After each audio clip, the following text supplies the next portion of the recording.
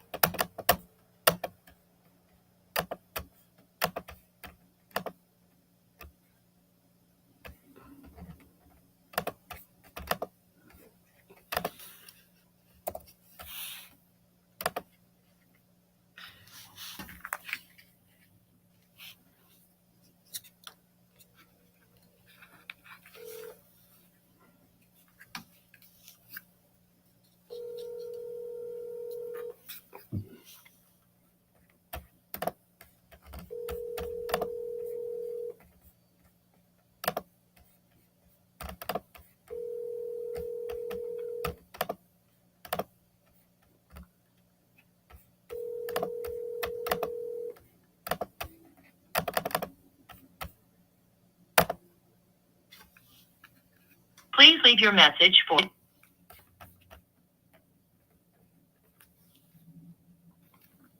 Hey, Mr. Wendell, how are you? I'm doing good. I'm doing good. I heard you had a good conversation with Brad yesterday. Yeah. I had a good conversation with him. Conversed with him again today. So what he was stating. So this is what we are. And I just got off the phone with the seller. They don't want to go past the 26th. Brad saying you said the second December. Brad is saying he believes that he'll need a little bit more, a little bit past the second, possibly Friday, which would be, I think, the 6th, or if I'm not mistaken. So whenever I presented that back to them, they don't, and I'm just gonna give the rundown on it. So initially, whenever I initially sent over the termination document on Monday, Efren messaged me and said, "Hey, let's do what we can do to keep them on, but we just need a few more days." So I'm going back to my client saying, "Hey, look, they just need a few more days. They're willing to offer some type of incentive, give you a non-refundable deposit up front, until we get this thing closed. They just need a few more days." So sellers was like, "Okay, get the closing date. We'll go ahead and sign whatever addendum we need to sign, or whatever the case may be." So got on the phone with you. You say, "No, we don't need it. We need more than a few more days. We can't close this thing until the second." So when I go back to them on that, they're like, "No, what happened to a few more days? A few more days can't go from a few more days to 2 weeks."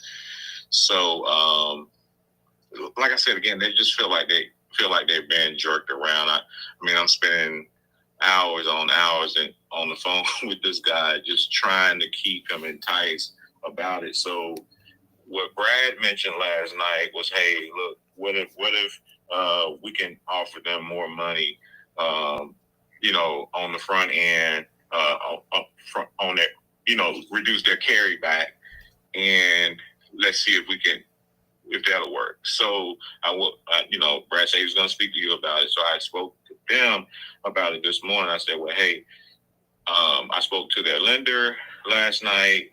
The lender said they're going to see if they could, give you more money, reduce your carry back." They said, "Okay, we can do something like that. We'll consider it." Because like I told you before, initially he was like, we just don't understand. We don't think this is a good situation for us anymore, with the carry back, and this is that. So they have cold feet about it now, being that there's been so many hiccups, so many extensions, and da da da. So I says to them, "Hey, they're checking to see what they can do." So Brad calls me back today and says, "Hey, they said that they can do." Mike said he can do 2,500. Mike, I'm not even going to take that back to them. That's not, that's not going to, and I told Brad, I said, that's not really going to move the needle. I mentioned it to him just on the fly in the conversation that I had with him 15 minutes ago, but he didn't budge on that. So we need to figure out if there's anything that, I know Brad said that you guys are leveraged out or whatever the case may have you, but either we need to get this thing closed by the 26th, or we have to do something to entice them to stay on board to the 6th or the 7th, whenever Brad said he can get this thing closed. Okay, so maybe we can get a little bit more creative. What if we do this? What if we do so obviously the due diligence is off the table since we're doing the 2,500 now.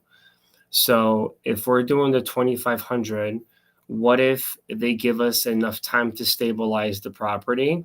Because I was actually talking to my management about this. What if we do 20? What if we give them a credit of 2,500 at closing, right? Reduce the seller financing, and then in 3 months. 2,500 is not going to work, Mike. That's what I was explaining to you. He don't want any parts of 2,500. No. I know, but okay. Let me finish. I'm being creative. Okay, I'm being creative. Okay. So, well, we're gonna buy the property. We're gonna stabilize it. We're gonna put tenants in there. We're gonna cash flow a little bit. 3 months later, we'll send them a wire for an extra 2,500. Make it an even $5,000.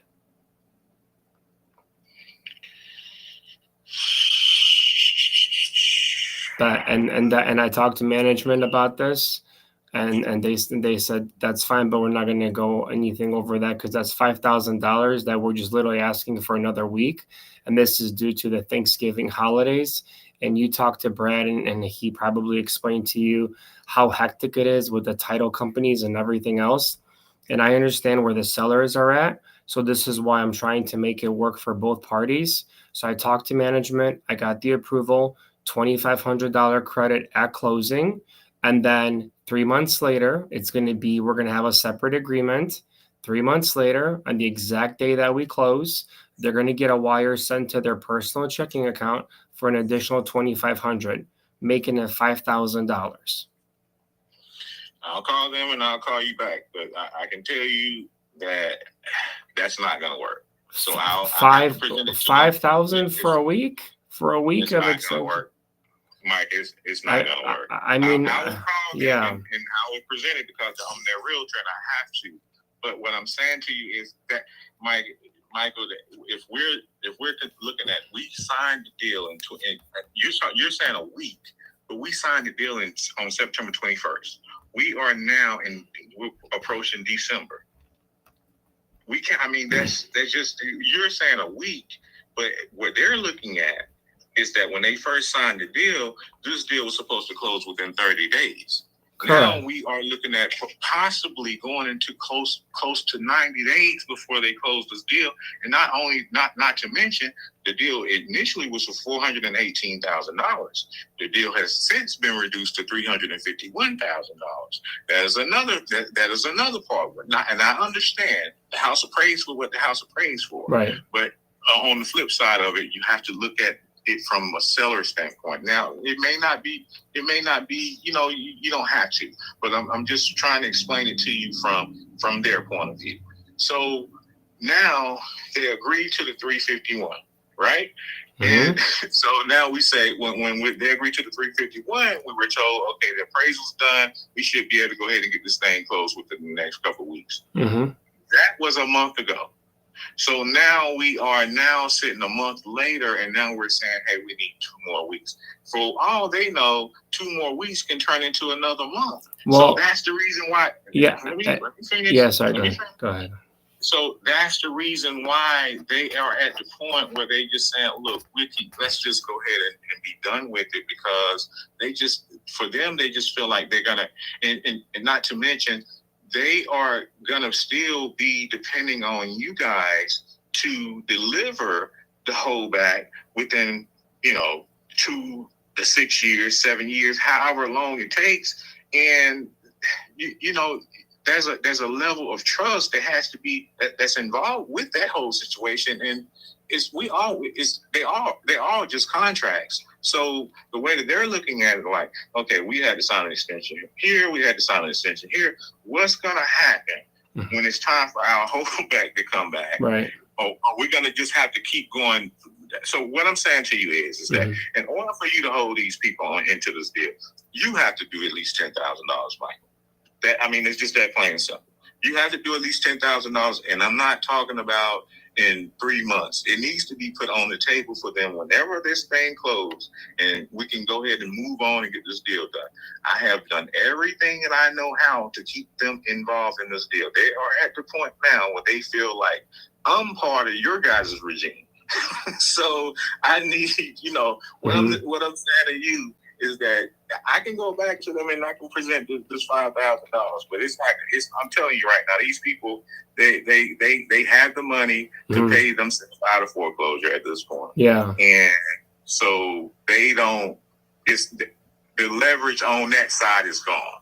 You get what I mean? Yeah. So where we are is that we need to, like I told Brad, we need something to entice them. And I'm telling you right now, $5,000 is not going to do it. It's not going to do it. Because you presented that to me.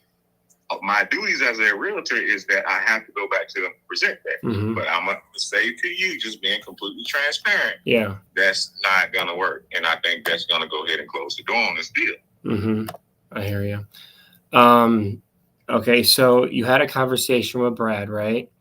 So yes. I know you guys had a good conversation, right? Right. I do a lot of business with him, so I'm sure he probably told you that. And so we are obviously good borrowers here. We're fully approved. We are coming. Once again, I'm not blaming. I understand this took longer than expected. So what if I'm trying to think here how we can make both sides happy, because that means us bringing in more money over a week, right? And I'm trying to see what I can do to make them happy. But you're not bringing in more money over a week. All you're doing is reducing their holdback. That's all you're doing is reducing their holdback. Yes. Like I said again, I'll tell you right now. Yeah. I can sell a $10,000 reduction of their holdback to them. I cannot sell $5,000. I can't. Okay. So, I'm trying to figure out what these numbers, because these numbers are tight on us already right now. But yeah, Brad told me. Yeah. I'm just being completely honest with you. This is not me with a salesman hat on or not. No, I know. I'm not willing and dealing or anything like that. I'm just basically telling you right now. Yeah. They are at a point where they just, and it's. Why don't we? What if we increase the amount of money that we owe them by $10,000 on the balloon date? What about something along those lines, and give them the $2,500 up front, and then the $2,500 in 3 months once we stabilize the property, and an extra $10,000 increase on the actual seller financing note. So we're talking about 15 grand. That way, okay, since we know the numbers are tight on our end already, I am comfortable knowing that in the 6 or 7 years when that balloon day comes, I'm happy to pay them that extra $10,000. Do you think that's something that they would be opposed to? I can present it. To answer your question, I don't think they're gonna like that, because again, that's them trusting you to give them that money. What I'm trying to explain to you, I understand your position. Yeah. And I don't. There's no. I don't have any feelings about you. I don't know you. You know what I mean? Right. I know how this business works. I've been in this business for 20 years. So I know how this business works, but I don't know you. So I don't have any feelings, any self feelings about who you are and how you do business, what your company does, et cetera, et cetera. Yeah. Don't have anything. But what I'm trying to explain to you is that where we are right now, where these sellers are, They are at a place where they don't trust what's going on here. Okay. So with that being said, me going back to them saying, hey, they're willing to give you an additional $10,000 on the back end when they pay you the balloon payment. That's what they're already concerned about, Michael. Mm-hmm. They're already concerned about that balloon payment. Okay. So that balloon payment is already where the concern lies. You know what I mean? Yeah. So, you increasing that balloon payment doesn't help the situation. What helps the situation is more money for them at closing. At closing. Okay. I gotcha. Okay. And the reason for that is because that reduces the amount of anxiety that they have in understanding and worried about how much money that they're owed by you guys on the back end. It goes from for example, it goes from 130 to 120,000. So instead of them getting whatever they're supposed to get up front, they will get an extra 10,000 or whatever the case may be at the closing. That's what's going to move this needle. Okay. And they're not going to be happy about it, but I'm going to tell you right now, I'll say to them, look, you still have to sell this house regardless of the fact. Yeah. Regardless of the fact whether you sell it to them or you sell it to someone else, you still have to sell this house. Whether you sell it with me or whether you sell it with another realtor, mm-hmm. you still have to sell this house. And at this point, you only are going to get $351,000 because the house is already appraised, mm-hmm. and that appraisal is going to stick with the house for a while. Right. So, with that being said, if you can get an additional $10,000 at closing for waiting an additional week, let's do that. Get this out of the way, and let's move on. But me going back to them saying $2,500, which is equivalent to the deposit that I've already sold them on. So now you're saying you want to take that off the table. That's not going to work either. That needs to stay on the table, because if it doesn't stay on the table, they're going to cry about that as well. So I have here. Why don't we? Okay, let's make sure that the seesaw balances on both sides, right? Okay. So if we give them, we already have that $2,000 up front, right? That's already in there. Let's say we give them another $2,500 at closing. That's already almost $5,000, right? And then I think I get this approved by management, but first you get it approved by them. Then just all they got to do, because we still got to come in there, fix up the property, put money in there. We got to get tenants. We got to pay for marketing. We got to pay for furniture, because that's probably going to be a midterm rental, is mostly what we do, travel nurses, insurance displacement clients, all that good stuff, right? So I could go in there and I could say, okay, well, let's give them this upfront, $2,500 to $2,000, and an extra $2,500 in 3 months. That's a total of $7,500 to wait until this closes. But with that being said, Brad did tell you, I know he did, that December 2nd is going to be a push, right? Because of the holiday. So if now we're going to give the $2,000 plus $2,500 at closing credit plus an extra $2,500, I don't want December 2nd to be the deadline. I want that week to be the deadline after you talk to Brad again. And I think I could get that approved. That means they'll get $5,000 at closing as a credit, right? And then we'll give them $2,500 in 3 months once we stabilize the property, because we're going to fix that all up. We're going to upgrade it, do whatever we got to do to get maximum rents in that property. And that's $7,500. I'll present it. I don't feel good about it. I'll present it. You don't feel $10,000 up front, man. That's what you need to put in there. You need to take that back to your management. That's what I can sell. I'm telling you what I can sell. This is the tone that I'm getting from these people. They are ready to walk, Michael. They don't care. Like I said again, you have already offered them $22,000 as a courtesy, non-refundable, right?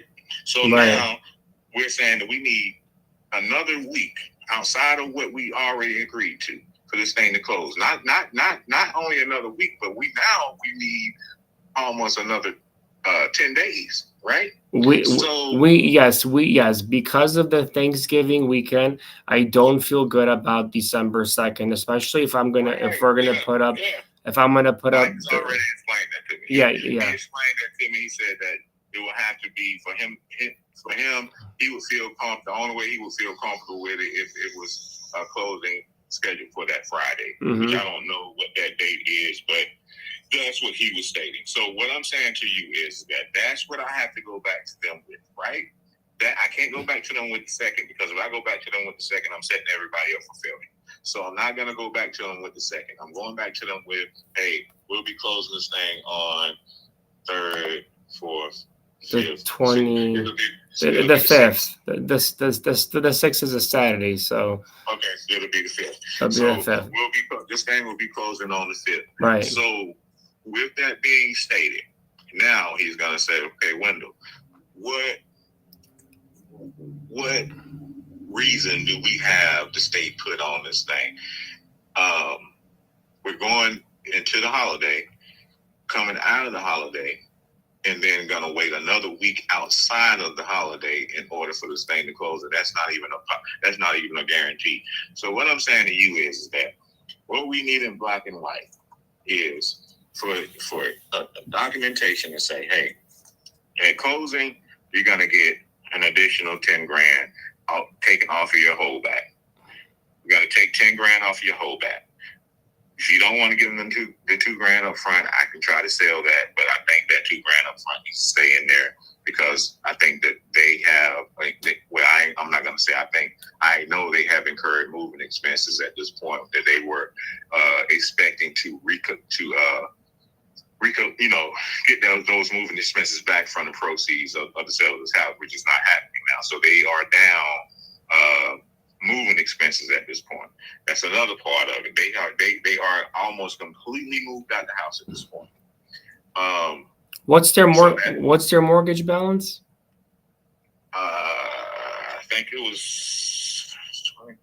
Last time he told me it was 2 something. 21.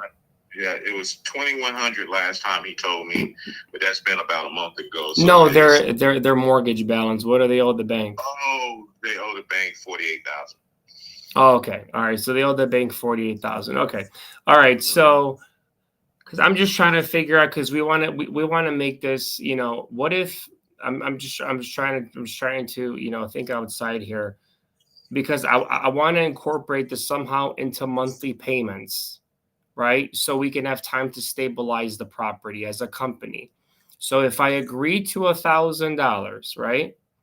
If I agree to $1,000, can we give them $5,000 at closing, and then $1,000 per month for 5 months? That's and plus the 2,000 up front. Well, the 2,000 up front, that's 2,000 is coming out of their proceeds anyway. Right. Well, the 2,000 is going to go towards the. Well, no. So that'll be 8,000, because 2,000 is due diligence. Like, they still get to keep it, but it says to come off of their proceeds, right? Yeah. Absolutely. Yeah. So anything. What I'm saying to you is, there's not anything coming out of your guys' end. And just to be clear, the money that we're talking about, the 5,000 and the 1,000 for the next 5 months, is an addition. Is in addition to that's not gonna be. That's going to be taken off of their back end, correct? Yeah. Okay. So let me present that to them, and I'll give you a call back. Yeah. So basically, let's just scrub the due diligence, right? Let's just forget about due diligence. That's not going to work, Michael. No. I'm going to give the due diligence, but I'm just saying I'm going to reward it differently. I'm going to reward it where they're going to get $5,000 as a credit at closing from us, right? An extra $5,000, and then we're gonna have a separate addendum that's gonna state that we're gonna pay them $1,000 per month for 5 months, for a total of $10,000. They're gonna get additional. That's what I'm trying to say, because I don't want to mix the due diligence with the money that we're giving them, because the same thing, right? It's the same thing. So no, it's not. It's not the same thing. That's what I'm trying to explain to you. Okay. So what I'm saying to you is that they have already incurred expenses to move. They would what was enticing to them the other day in regards to that was that they could recollect some of the expenses that they've already incurred to move. So right now they need that $2,000. Okay. You get what I mean? Yeah, So yeah, I got you. I got you. What I'm saying to you is don't take that off the table. You have to leave that there. That's not going to come out of you're going to get that back anyway.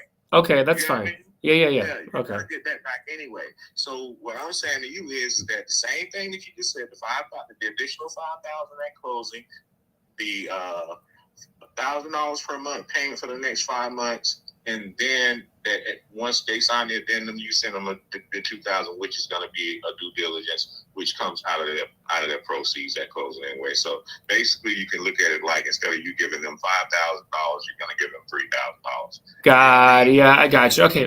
Okay, let's do it. Okay, can you get it done? I'll call you back. All right, I believe it. I believe in you. Okay. All right. Bye.